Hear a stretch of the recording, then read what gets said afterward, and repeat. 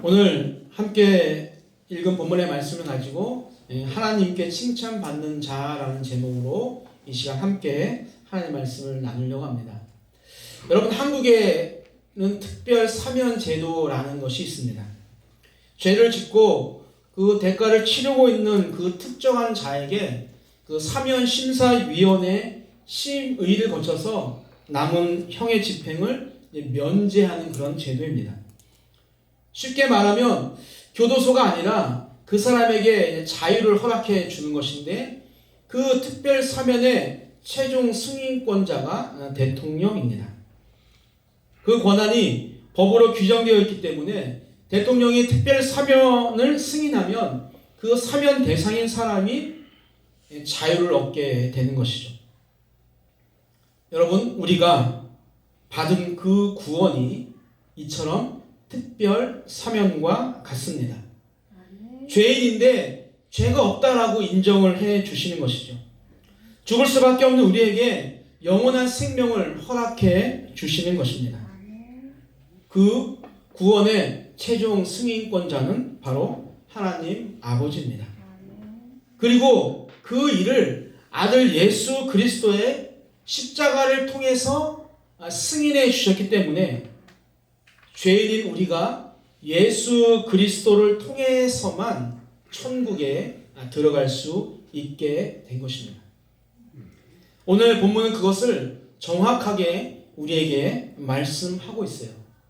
21절을 다시 한번 보겠습니다.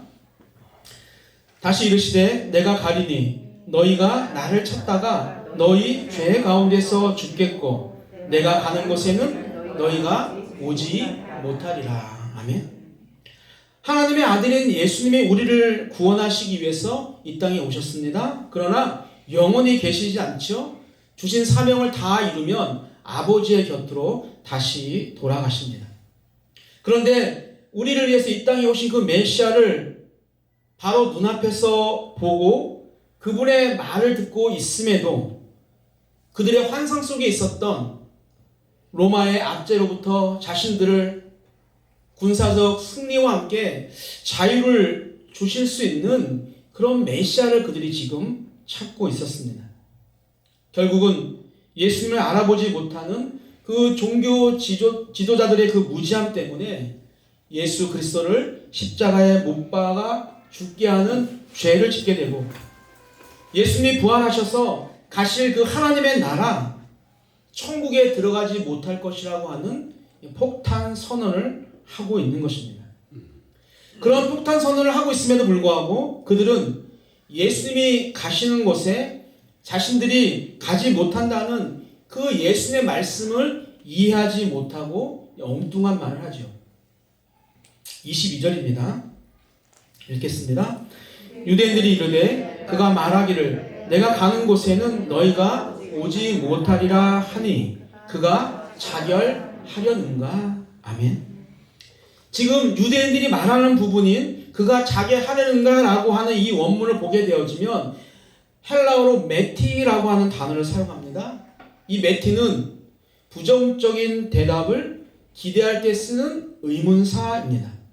따라서 그가 자결하려는가 라고 하는 이 말은 스스로 목숨을 끊을 것도 아니면서 웬 호들갑이야 라고 하는 그런 빈정거림이 그 안에 포함되어 있는 것이죠.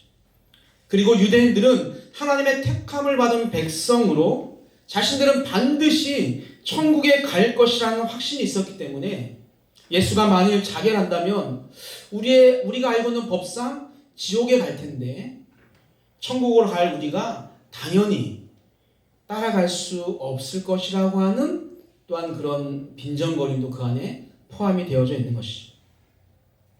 사랑하는 성도 여러분들, 아담이 죄를 지은 이후 모든 인간은 하나님의 자녀가 될 수 없는 죄인이 되었습니다. 그런데 많은 사람들이 나는 아니다라고 말을 하죠. 그리고 그런 생각을 꺾지 않는 자들은 절대로 교회 안에 들어올 수가 없습니다. 난 착하게, 난 열심히, 나는 지금까지 다른 사람들에게 피해를 주지 않고 살았다라고 생각하기 때문에 죄인이라고 생각하지 않고 자신을 죄인이라고 말하는 기독교를 인정할 수 없는 것입니다. 지금 예수님이 죄 가운데 죽겠다라고 하는 이 말을 누구에게 지금 하고 있습니까? 지금 예수를 알지 못하는, 아니 하나님을 알지 못하는 이방인들에게 지금 이 말씀을 하고 있습니까? 여러분 8장 전체를 보게 되어지면 예수님이 말씀하시는 대상은 서기관과 바리새인들입니다. 그리고 하나님을 자신의 유일한 신이라고 믿고 있는 유대인들을 향해서 지금 예수님께서 말씀하고 있는 거예요.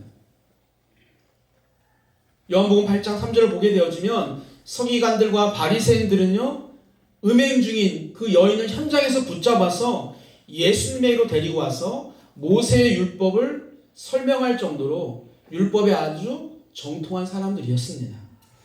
그들은 율법대로 살려고 일회에 2번씩, 즉 일주일에 2번씩이나 금식을 하고 때에 맞추어 기도를 하고 소득의 11조는 물론이고 박하나 근채와 같은 모든 채소의 11조까지 드리던 사람들입니다.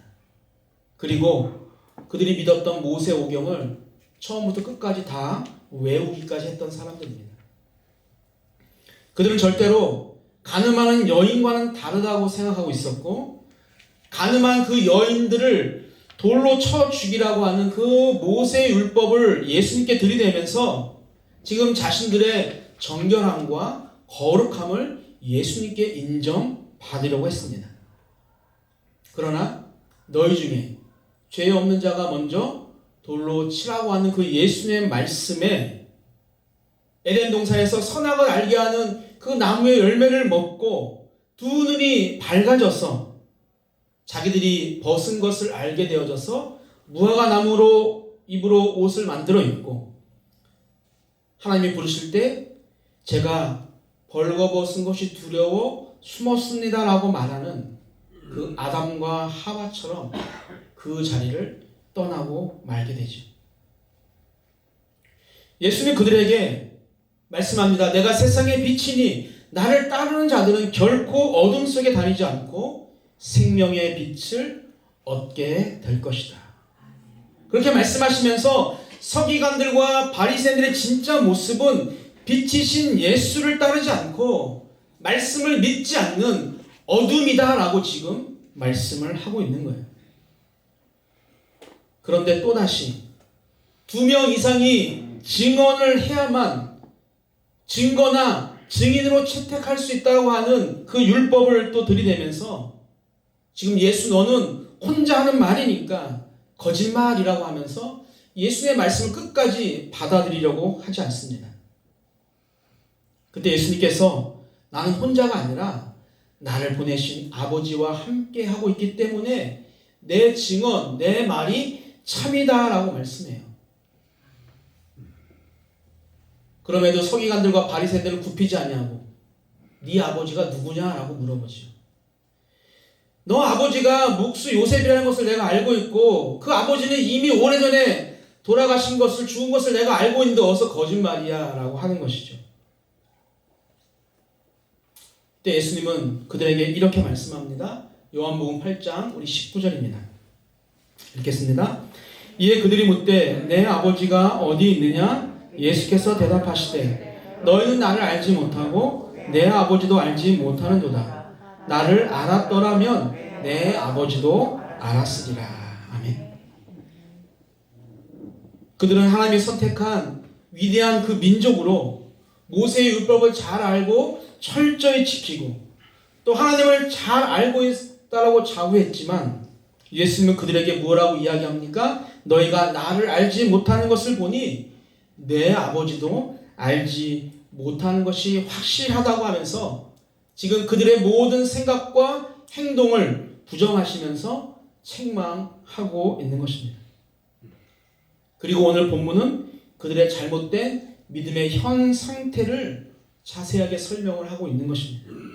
하나님의 아들로 이 땅에 온 나를 앞에 두고도 너희들이 군사적 메시아를 찾다가 너희는 죄 가운데 죽을 수밖에 없고 그렇기 때문에 내가 십자가에 들려서 죽임을 당하고 3일 만에 부활해서 내가 하나님 아버지께로 갈 것인데 너희들은 그것에 절대로 발을 디딜 수 없다라고 말씀하는 거예요.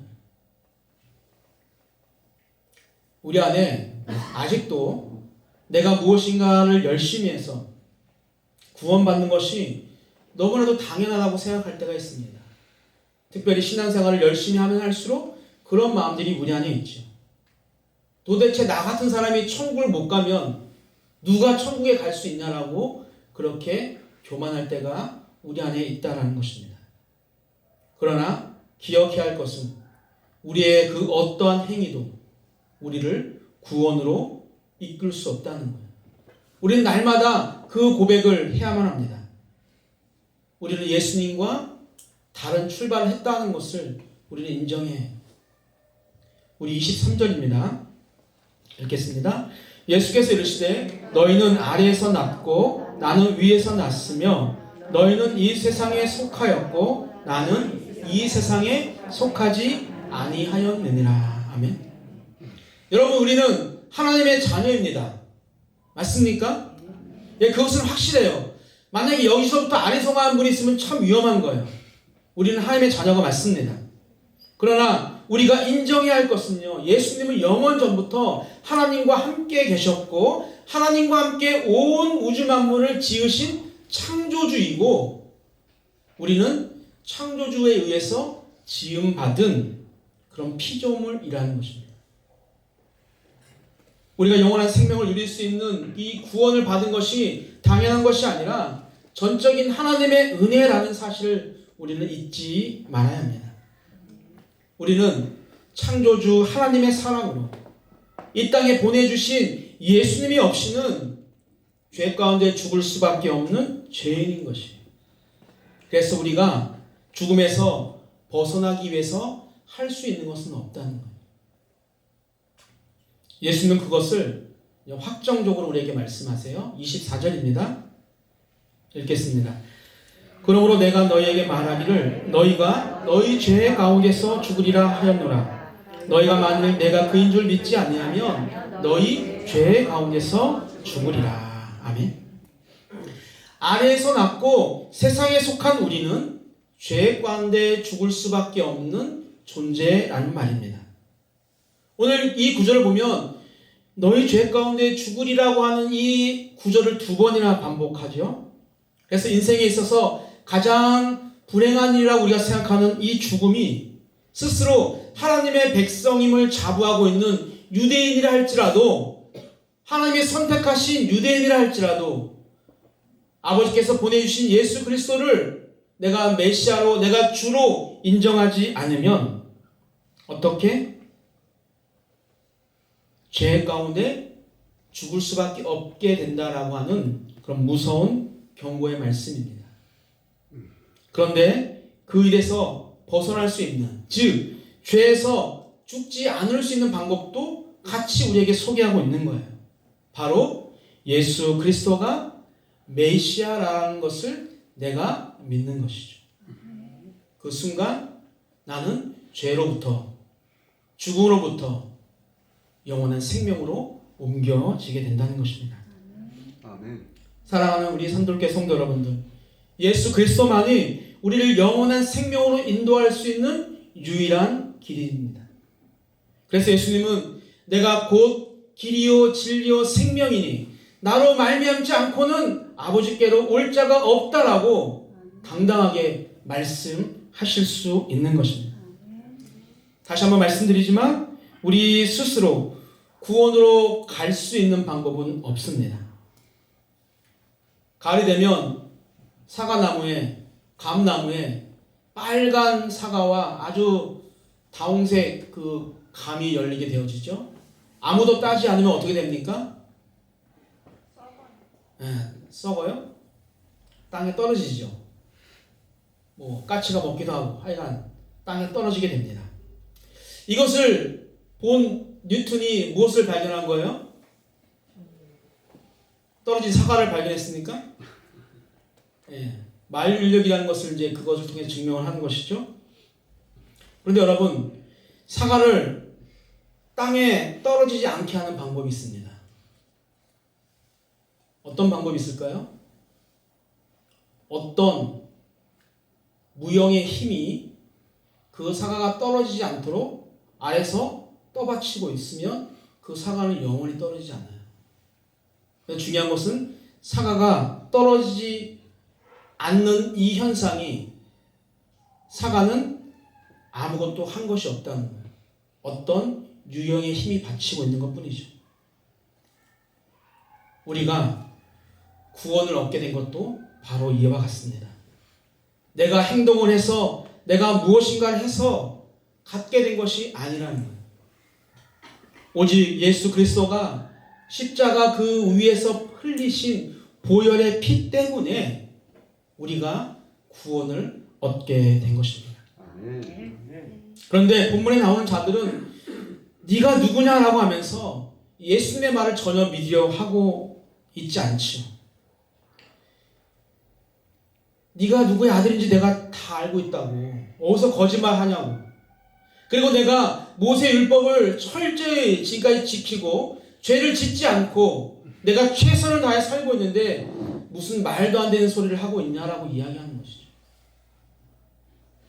여전히 예수의 말씀을 이해하지도 않고 인정하려고도 하지 않는 그들에게 예수님께서는 나는 처음부터 너희에게 말하여 온 자니라 라고 말씀하세요. 나는 너희들이 그렇게 간절히 찾고 만나고 싶어하는 메시아다 라고 말씀하시는 것 같습니다. 에고 에이미라고 합니다. 그렇습니다. 지금 그들 앞에 서 계신 분은요, 그들이 그토록 찾았던 메시아였습니다. 그러나 아무도 그 메시아 예수를 알아보지 못합니다. 우리 모두는 그렇게 아무것도 아니면서 아무것도 깨닫지 못하는 자들이에요. 그런 우리에게 주신 은혜는 지금 우리 앞에 서 계신 예수를 믿고 주로 고백하면 죄 가운데서 생명으로 영원히 옮겨주시는 거예요. 그래서 우리는 그것을 은혜다라고 말씀합니다. 이렇게 우리가 그 죄인의 자리에서 영원한 구원의 자리로 옮겨지는 일이 가능하게 된 이유는 예수 그리스도가 이 땅에 오셔서 하신 일이 있기 때문입니다. 우리 29절입니다. 읽겠습니다. 나를 보내신 이가 나와 함께 하시도다. 나는 항상 그가 기뻐하시는 일을 행함으로 나를 혼자 두지 아니하셨느니라. 아멘. 예수님이 이 땅에 오셔서 공생의 3년 동안 많은 일들을 하셨습니다. 그런데 예수님이 하신 일은 항상 하나님이 기뻐하시는 일이었습니다.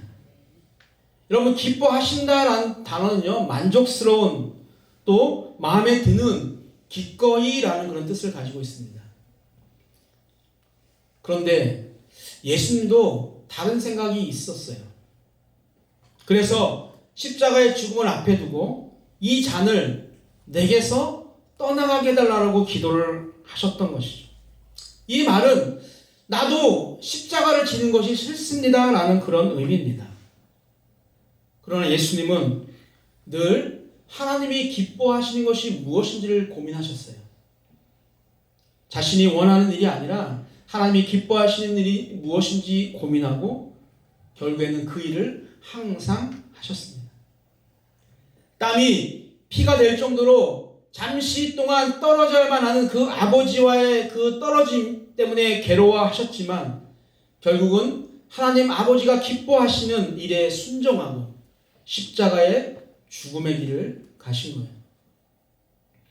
영원전부터 이어져 왔던 성부와 성자와 성령이라고 하는 그 삼위일체 관계가 예수님의 죽음으로 잠시 끊어져야만 하는 그런 최고의 고통이 찾아올 것을 아셨지만 아버지가 기뻐하시는 일을 선택하신 것이죠. 예수님이 많은 생각을 했음을 알 수 있는 구절이 오늘 본문에 나와 있는데요. 우리 26절을 같이 보겠습니다. 내가 너희에게 대하여 말하고 판단할 것이 많으나 나를 보내신 이가 참되심에 내가 그에게 들은 그것을 세상에 말하노라 하시되. 아멘. 오늘 보니까 예수님도 이스라엘 백성들에게 대해서 말하고 판단하고 싶은 것이 굉장히 많으셨던 것 같아요. 그래서 너희에게 대하여 말하고 판단할 것이 많다라고 지금 말씀을 하고 있죠. 지금 예수님 앞에 모세율법을 말하면서 정의롭고 거룩한 것처럼 살아가는 그 종교인들을 보시고, 야, 내가 이래봐도 하나님의 아들이다. 내가 너희들이 하는 짓을 모를 것 같아? 너희들이 거룩한 것처럼 살고 있지만 내가 너희들의 진심을 다 알고 있어. 내가 판단할 수 있지만 아버지가 나를 보내셨고 아버지의 뜻대로 하는 것이 맞기 때문에, 그것이 아버지가 기뻐하시는 일이기 때문에 내가 할 말이 많지만 너희들을 정죄하지 않고 아버지가 기뻐하시는 십자가를 내가 질 거야.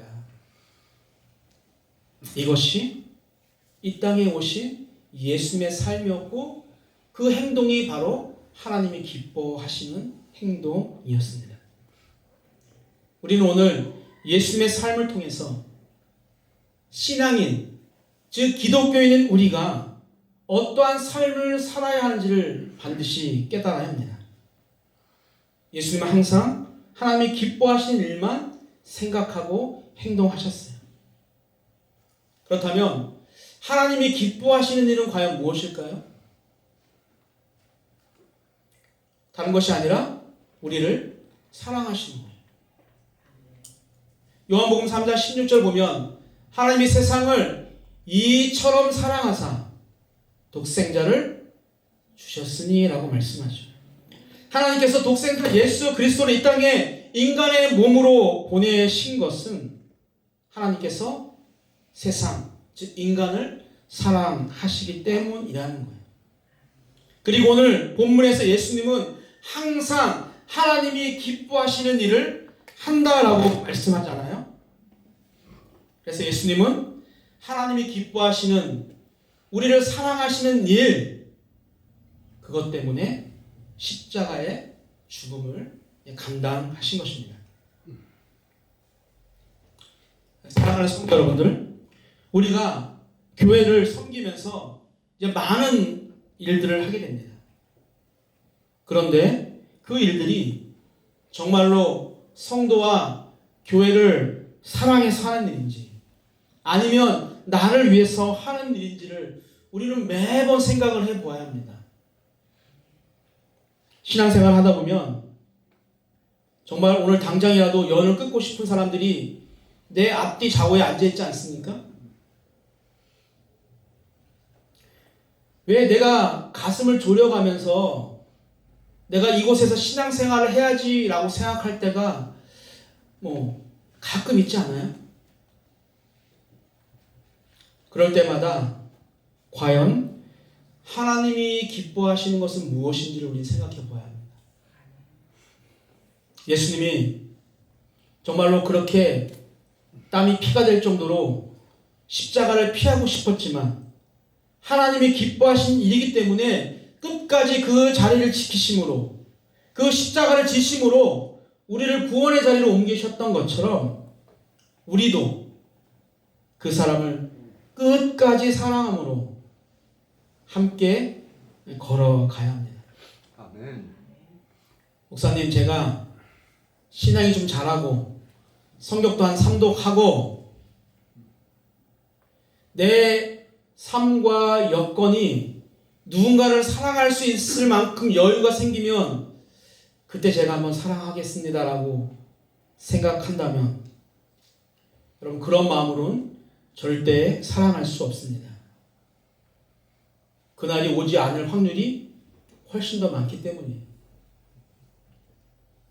여러분, 사랑은 내 마음이나 환경이 변화되어지고 뒷받침될 때 하는 것이 아니라 내 안에 사랑이라고 하는, 사랑해야지라고 하는 그 의지를 발동해서 하는 것입니다.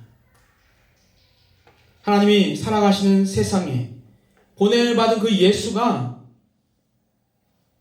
환경과 조건이 맞을 때만이 아니라 항상 하나님이 기뻐하시는 일을 하셨던 것처럼 우리도 항상 사랑하고 우리도 항상 용서해야 합니다.